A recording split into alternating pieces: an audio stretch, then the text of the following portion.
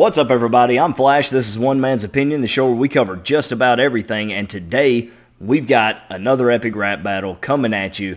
Alfred Hitchcock, Steven Spielberg. I know this one gets out of hand. I know we got a lot of people jumping in, but it's going to be kind of fun to judge this one. I haven't really, well, I won't say I haven't done one quite like this yet. I suppose the greats, who was it? Alexander the Great, Pompey the Great came in and got killed. Catherine the Great, all the greats kind of had a similar vibe in their battle where they were all just kind of jumping in. So we've done something similar, but it's always kind of fun to judge these because it's a little bit different. Every man for himself right here. We're going to get right into it. But first, real quick, don't go anywhere.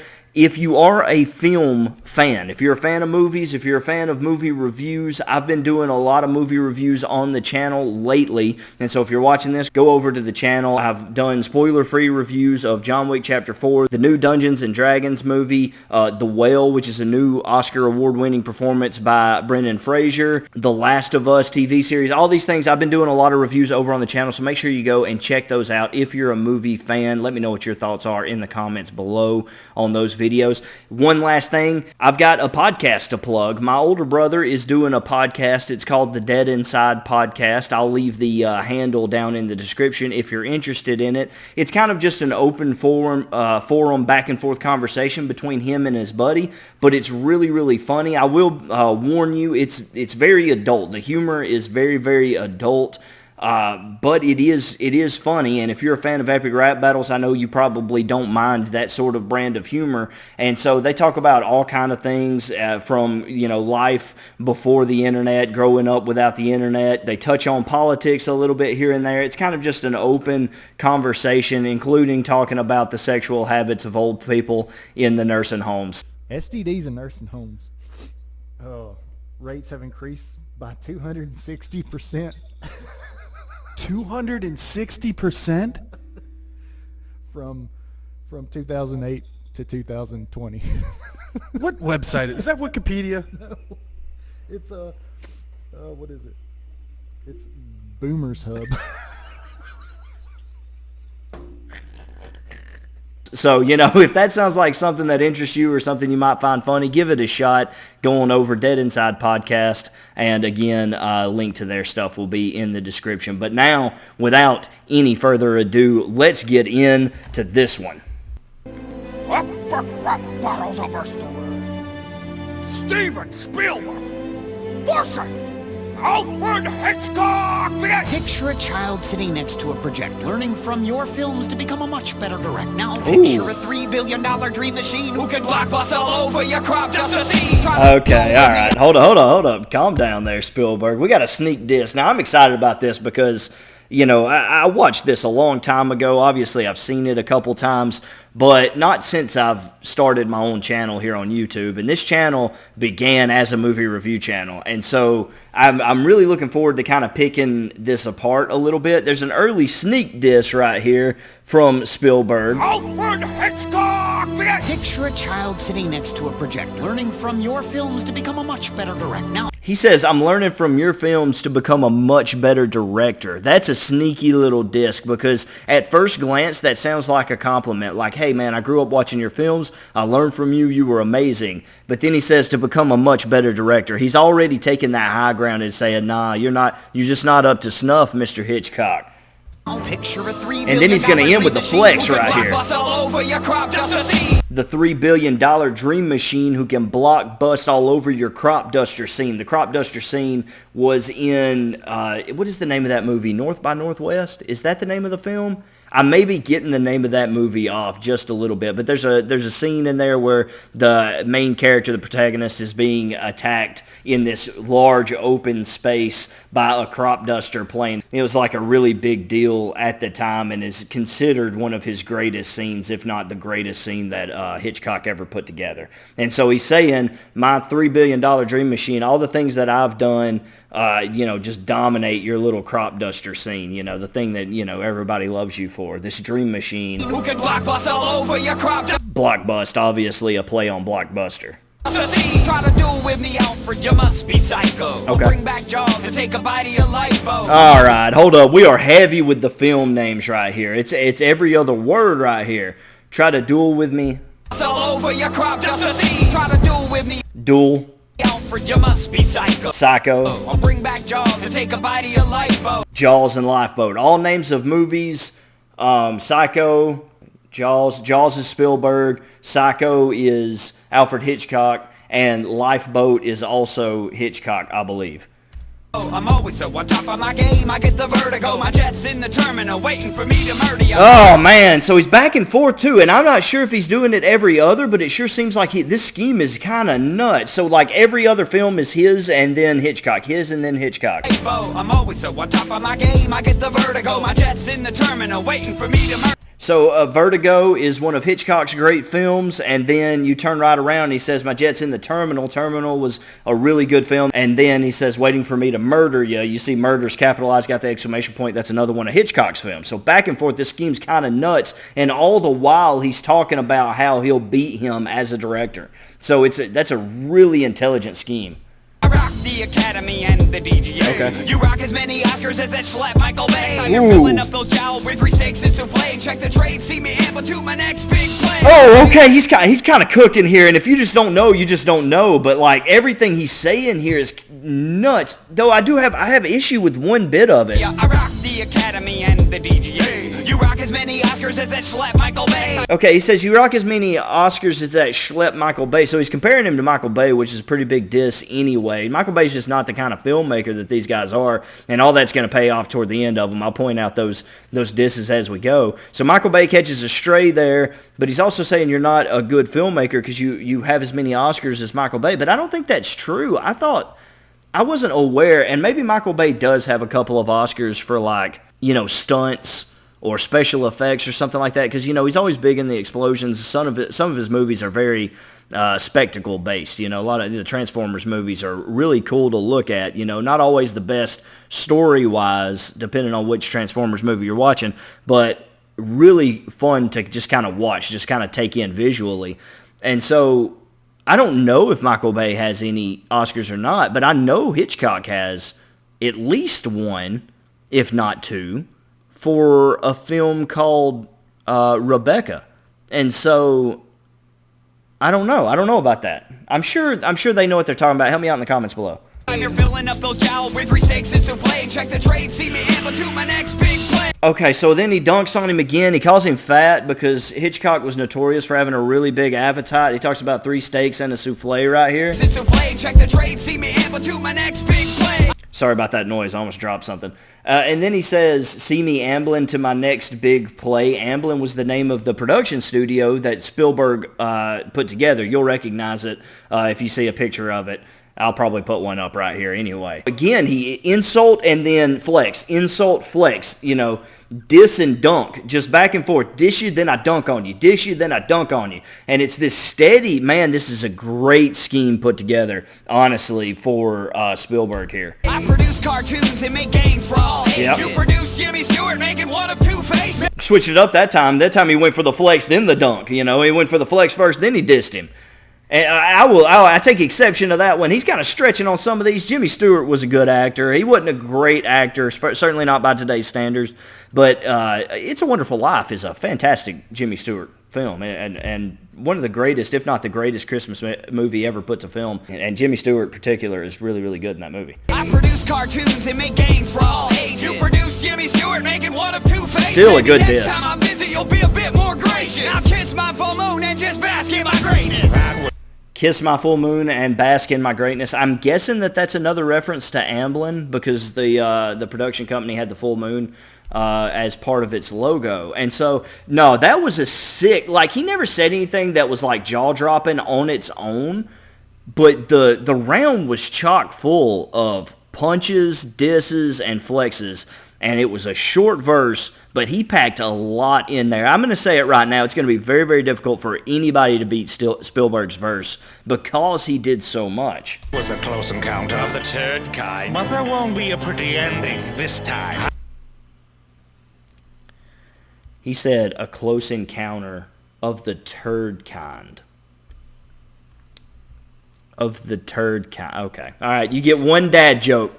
Hitchcock, you get one dad joke, and then we're not putting up with any more of that. It was pretty funny. But no more of that. Half your billion should go to John Williams. Now Oh. brace yourself as I reveal my brilliance. Okay, hold on. All right, before he gets cooking, let's just run it back. Let's give him his whole time right That here. was a close encounter of the turd kind. But there won't be a pretty ending this time. Half your billion should go to John Williams. Now brace yourself as I reveal my brilliance. I'm the master of suspense so intense, no defense against Hitchcock once he presents. Hey. Mescal is enormous, orchestrate brilliant performance. You're more horrible than Megan Fox's acting and transform. Fish puppets and muppets to stir the fears up. Yeah. Ice cream screams out of chocolate syrup. Okay. I'm the best mamma jammer ever stood behind the camera. Damage panderers and haunt you like the last. He was Indiana. cooking. He was cooking too much. I couldn't stop him. I needed to. I couldn't do it. All right, let's get it all right here. Should go to John Williams. Okay, John Williams is the man who scored a lot of Spielberg's movies, certainly a lot of his best movies. John Williams is the greatest, I would say, orchestrator, but that's not the right word, and I'm having like a brain fart here. But no one has put music to film better than John Williams in the history of film. The man is brilliant, and that's a great diss right there because it's the truth. Spielberg's great, has made great movies, but the score that goes along with those films when John Williams is involved, it cannot be overstated how much John Williams has elevated those films. And so you take that into consideration, half your billion should go to John Williams. That's not only a diss, but it's also a rebuttal because he said he had a $6 billion dream machine or something like that. So he said half those are John Williams, okay, first of all. Right off the gate, let's go ahead and get that rebut out the way. Now brace yourself because I'm about to reveal my brilliance. Now brace yourself as I reveal my brilliance. I'm the master Yeah. of suspense so intense, no defense against Hitchcock once he presents. Mescal is enormous. Okay, I'm a master of suspense so intense, no defense against Hitchcock.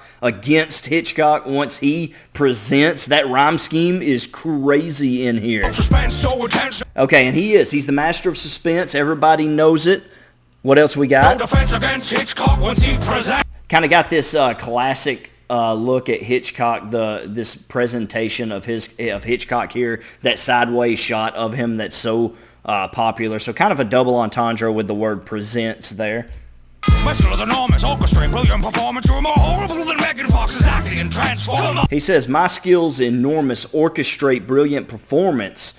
And then he follows up, here's the next little Michael Bay stray. You're more horrible than Megan Fox's acting and transform. He says, you're more horrible than Megan Fox's acting in Transformers. What'd you say about me? You said I have fewer Oscars or the same amount of Oscars as Michael Bay. You're worse than Megan Fox's acting in Transformers. Okay, big shots. But I don't know if that, to be fair to Spielberg, just like I kind of, took a little bit of wind out of his sails with some of his disses, Spielberg's better than Megan Fox's acting in Transformers. Let's just keep it 100 right here. Fish puppets and muppets to stir the fears up. Fish puppets and muppets to stir the fears up. He's talking, and here he'll continue. Ice cream screams out of chocolate syrup. He's talking about all the different effects that he had in his movies, how he took simple things like fish puppets and muppets and chocolate syrup to make his movies suspenseful and horrifying when they needed to be. Use chocolate syrup because back in the day it was black and white. You couldn't really tell what was on screen, so chocolate syrup was a really good way to have fake blood in a movie. I'm the best mamma jammer ever stood behind the camera. Damage panderers and haunt you like the last Indiana. Ended with a solid diss right there about the last Indiana Jones. But I got to be straight with you. He wasn't specific enough for me, and I don't think he quite made up enough ground. Spielberg's scheme was just on another level. The way he put his verse together with the disses and the flexes and just packed so much in there, there was no wasted time in Spielberg's round. Spielberg's still number one in my book. Let's keep going. Give me a Tylenol, stop rhyming, y'all. Alfred, you got no style, dog. I'm the king of dialogue. Facts. There's only one movie I know you from, and I've seen more blood in the shower when I stubbed my toe in one. Okay. I had to fight in World. All right, more blood in the shower than when I stubbed my toe in one. That's a reference to how much blood is in a Tarantino movie. Obviously, this is Quentin Tarantino, by the way, for those of you who might not know, and he is the king of dialogue. So he's coming out with the right flexes. He's taking a shot at Hitchcock, but he's got to keep cooking. from, and I've seen more blood in the shower when I stubbed my toe in more. Tried to fight in World War I, but couldn't do that. The British Army wouldn't let you join because you were too fat. That's Look true. it up, it's a true fact. Wikipedia that. It is true. Allow me to attack Stephen the Hack. Due to War of the Worlds, a failure is what I label you. It looked like some sellout bullshit Michael Bay would do. Ask anybody, What's your favorite Sam Jackson part? no one's gonna say, what's his name from That's so Jurassic Park? true. That's so true, man. Hold up. All right, here we go. Allow me to attack Stephen the Hack. Due to War of the Worlds, a failure is what I label you. It looked like some sellout bullshit Michael Bay would do. War of the Worlds isn't very good. There's your third Michael Bay Stray coming at you. Ask anybody, What's your favorite Sam Jackson part? no one's gonna say, what's his name That's from just true. Jurassic Park? That Think I about all the great roles that Sam Jackson has been in for Tarantino. And also, I'll say this. Tarantino gets bonus points for coming at Steven Spielberg for War of the Worlds. Now, I don't love every one of Tarantino's movies, but Tarantino is extremely selective with the movies he does. He's only done, what is it, like 11 now or something? No, it's not even that many. Is it 9? I think he's done 9. He knows the movies he wants to do, and he does them. And even if they're not, in particular, my favorite film, now some of his movies I absolutely love. Most of his movies I absolutely love. But like Once Upon a Time in Hollywood, for example, is not, to me, a very great movie, but you still can't deny like how amazing the dialogue and stuff like that was. You could never call Tarantino a sellout, is what I'm getting to. He has a vision, and he chases his vision, and he makes his movies in his own style. And when you're watching a Tarantino movie, you know it's a Tarantino movie. So that diss, when he says it looks like some sellout stuff Michael Bay would do, is actually a pretty potent diss coming from a guy like Tarantino, who is so selective and tedious with his films. And Spielberg, who's kind of bounced all over the place and had some really bad misses, like with War of the Worlds. So I just wanted to cover that. clean. When I grip True. mics, I'm the mean. Yeah. Tarantino is a genius. Bad mother from the wallet to the penis.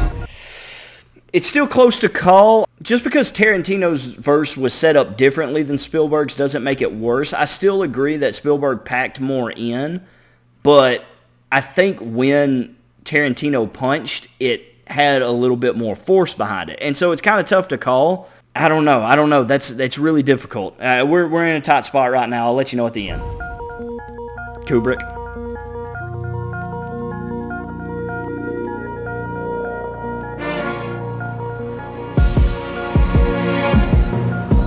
Genius is a powerful word, but there's no reason to use it unless you're talking about the Kubrick. Then there's really nothing to it. Everything I do is visionary. Every single frame of painting made exactly how I wanna make it. Look, I'm not the biggest Kubrick fan. I'm going to be honest with you, but the people who like Kubrick love Kubrick. And many, many people really think Kubrick was like a genius, like a flat-out genius, and loved everything he touched. So it's not for me, but there is credit to what he's saying here.